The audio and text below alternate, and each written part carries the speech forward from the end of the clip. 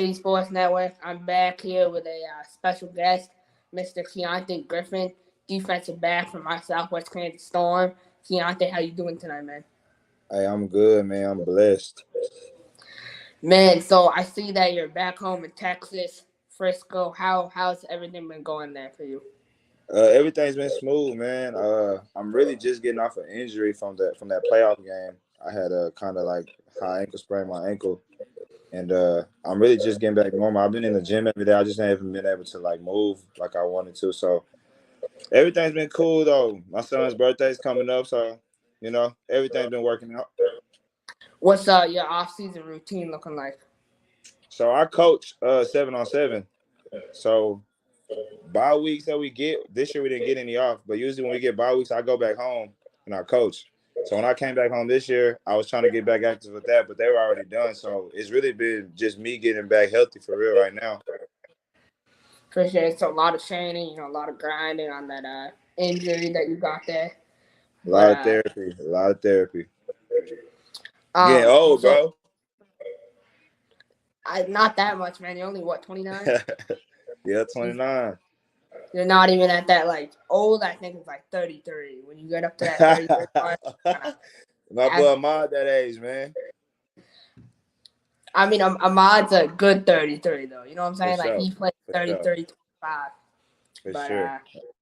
so Ahmad, man, talk about your relationship with him. He's a dog.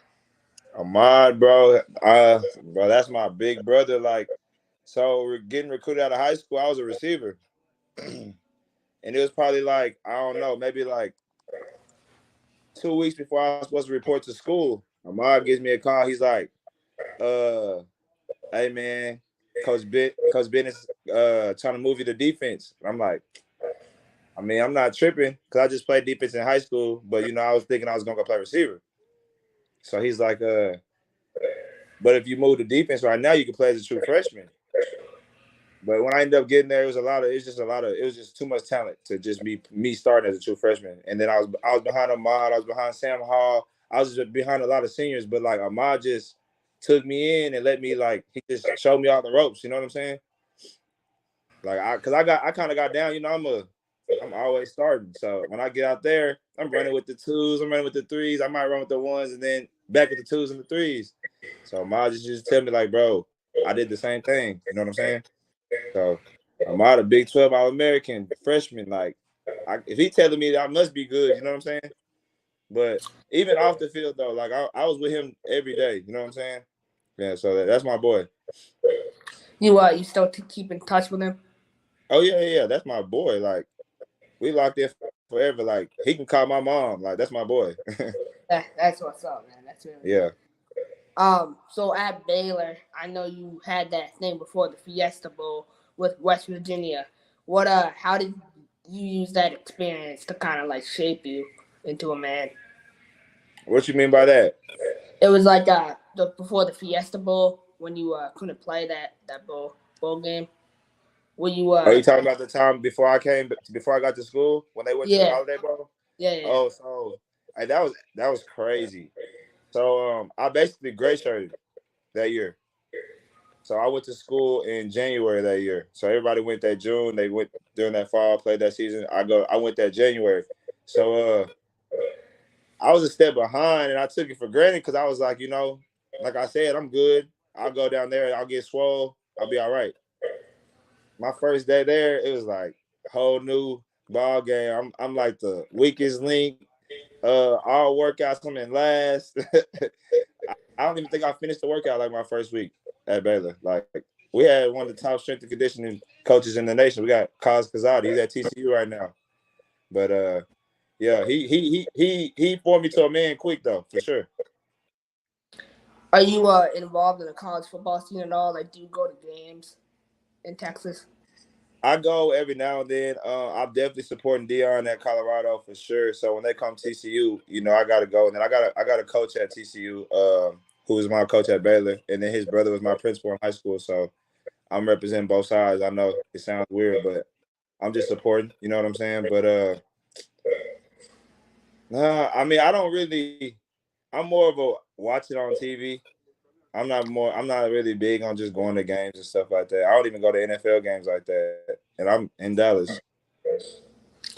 You think Colorado is really going to be all that good? You think the hype? Do you like? I can tell you're buying into the hype, but the hype is kind of a little too big for a program that hasn't won more than 2 games in the last 5 years.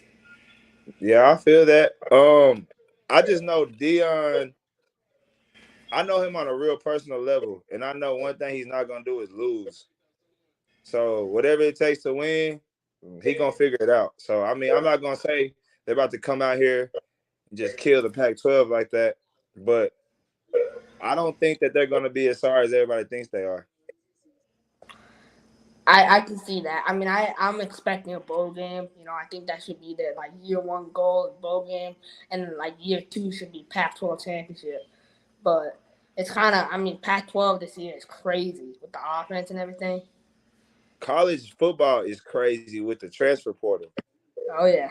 What do you think about the College football transfer is portal? insane. I mean, I'm all for it. I'm all for the transfer portal. I'm all for the NIL. I'm all for all that. It's like, I went to school early, so that stuff was not even thought of. But like me going to school and then the people that got in trouble behind the things to make it possible, I salute college football. Like, get your money. Well, so when you went to Baylor out of high school, you were a 4-star recruit, multi-sport athlete.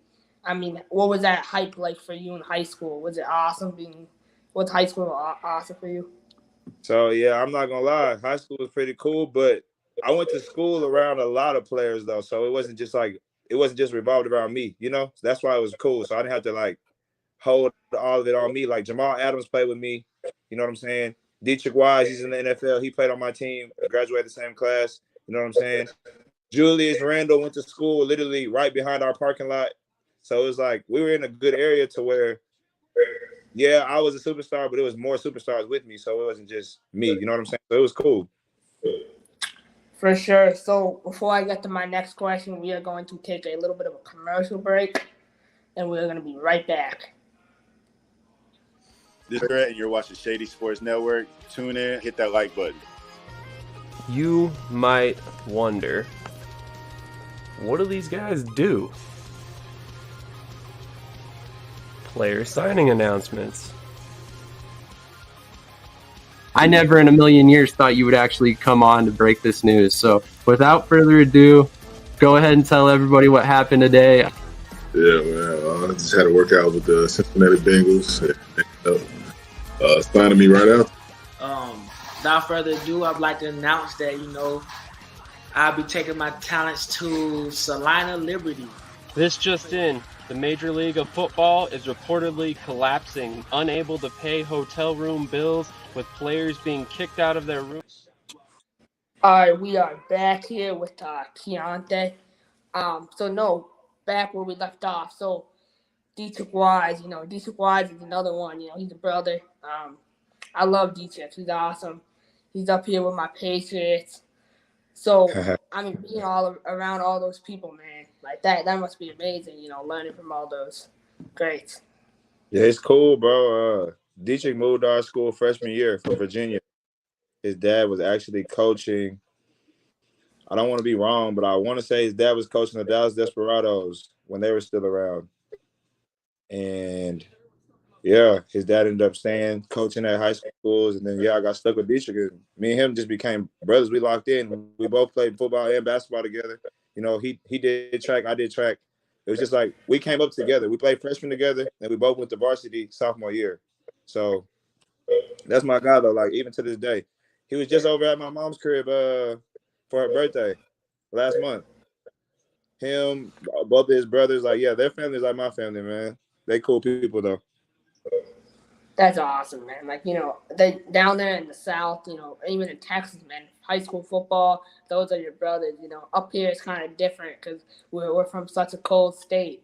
But so going to Baylor, I mean, that's a huge, Division I school.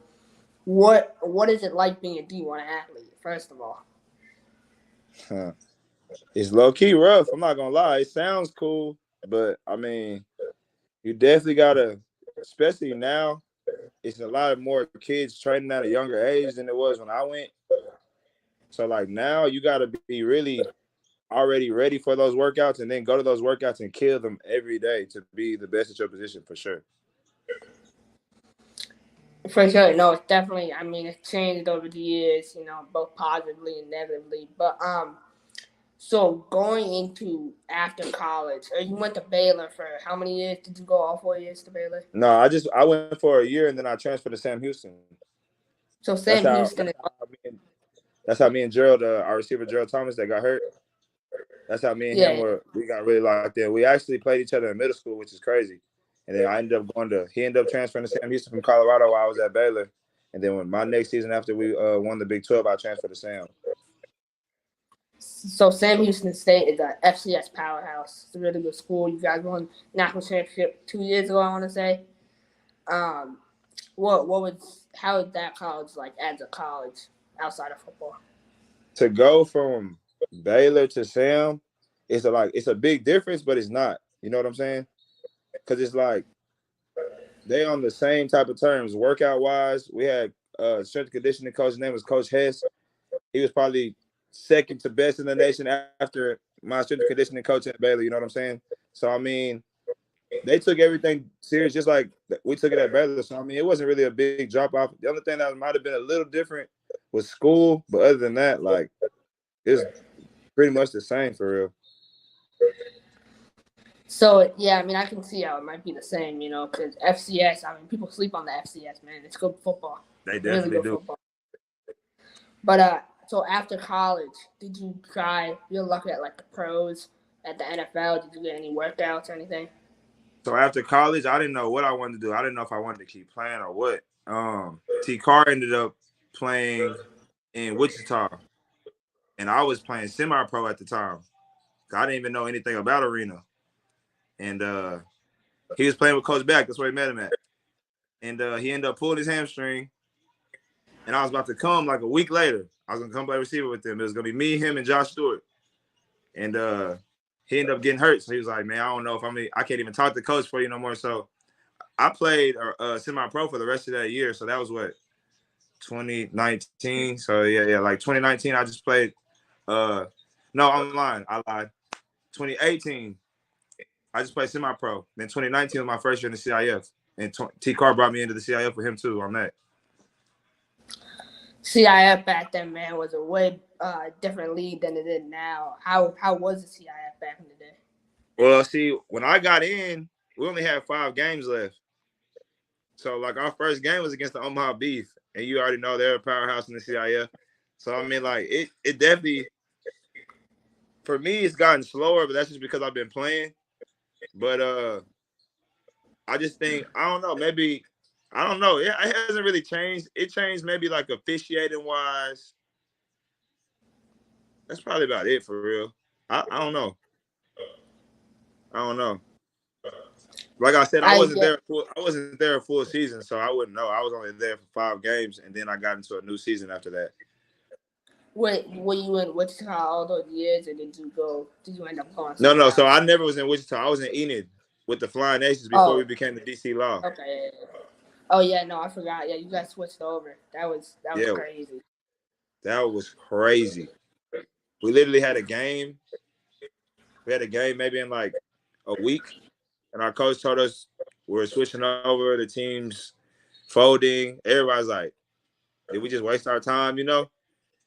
And then, I mean, we made it work. We literally had to drive to our games every weekend. So every Saturday, we're driving to our game, 4 hours, and then driving back right after. Do you like the way the CIF is now? Or are you what do you think about it as a whole right now? It has a couple of things that could be fixed. I mean, it's still especially for younger people, it's still something that I would say is a good experience for them if they want to keep playing. Maybe they feel like they didn't get the opportunity. Like the CIF is definitely another opportunity for people. So I can't really knock the CIF. It's just like little things need to get, you know what I'm saying? But that's everywhere. So obviously next season, still up in the air where you'll be. I could see you. I honestly could see you down there in Mexico with the LFA, man. I think that would be awesome seeing you in Mexico. Hey, I had a couple of my boys. Actually, one of my teammates from last year, my boy Casey, he was over there this year. They played the championship. I want to say they lost though, but he actually went and played over there, made it to the championship this year. Man, I think there's so many great opportunities now. It's a lot more than it was. Even like 5 years ago. So many more leagues. Hey, so how do you feel? I mean, the AFL is coming back. How do you feel about that? Hey, I mean, I told you like it is. I got an agent. Hit up Sam. Anybody, hit up Sam. I'm a free agent right now. I don't know if the Storm's bringing me back. I don't know. I haven't really talked to anybody to know, so I don't know what's really going on over there. I know it's about to be a new coaching and stuff, so I don't know. But all I know is Kiante Griffin is a free agent. For sure. Man, any team should jump on that opportunity, man. If I was a GM, though, you would be the first call. Whoever does, But, I'm just bro. What agency are you signed with currently? I'm signed with G2. So you're over there with my boy Sam Gordon? Yep. Yeah, man, he's awesome. That's my guy. He definitely looks out. He got all his athletes locked in, man. I think, man, I could see you. Are you thinking about going into coaching eventually? I know you're coaching right now, but man, I could see you in like management or something like that. Yeah, I mean, right now, see, we got look. This our clothing brand. So we just been I've been on the clothing brand stuff right now. Coaching, I really just do that in the summertime because I just like building a bond with those kids because the summertime they get more time off. So I'll train most of them, and then I'll go coach them. You know what I'm saying? So then when the season comes around, I get to go watch them play. So like, I don't know. I haven't really fully committed to doing that yet. 100%. I see that. It's a big commitment. But so clothing brand, man. What does your clothing brand like symbolize and represent? So the brand's 1PA. It stands for one player away. It was actually one of my best friend's brands, but he ended up passing away. So we just kept it going, and because then we just been booming. We've been booming it for probably like 2 years now. But where can people find your merch at? With the website? Go to Instagram. Go to what is it? It's 1PA INC. Get that merch ASAP. Man, I'm gonna get myself some merch, bro. It's so cool. Get it ASAP. We got shorts. We got shorts that just dropped.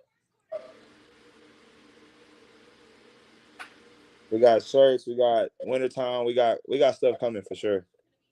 Man, I love the colors. I love the hat. It's kind of all goes together. I love style and fashion. This is my boy stuff right here. But this is all geared to. You can get this too. This is my boy BBE. This is my boy Shank stuff. That's his clothing brand. But like everybody I'm with, that's what we do though. Everybody's just on the same terms. We all just putting our minds together and just dropping brands right now. Man, that's awesome. So, Kiante, thank you for taking the time out of your day. Come on the show today, man. Like, my last 2 questions for you is: where do you see yourself personally in 5 years, and what is your advice to younger people?